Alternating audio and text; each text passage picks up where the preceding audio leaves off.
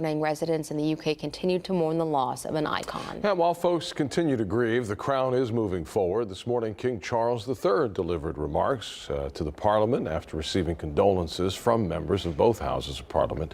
The new king quoted Shakespeare in his speech, saying that, like the earlier Queen Elizabeth, his mother was, quote, a pattern to all princes living.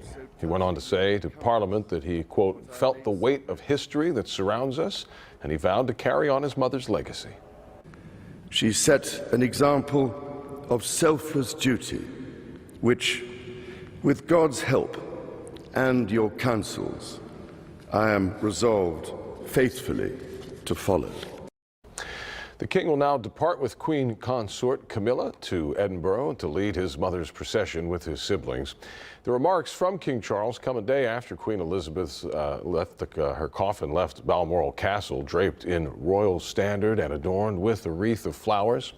It was a 176-mile journey through Aberdeen and Dundee. All the way, adorned crowds lined the highways and filled the overpasses with cars stopping along the road. Mourners will be able to see the coffin while it lies in state for 24 hours at St. Giles Cathedral before it is moved to London.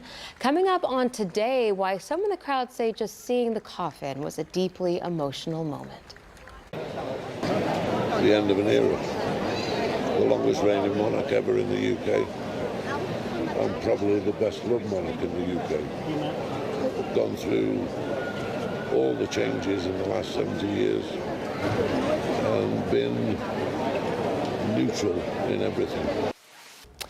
The funeral procession will continue on tomorrow to Buckingham Palace in London and will eventually arrive at Westminster Abbey. The Queen's funeral is scheduled for next Monday, September 19th.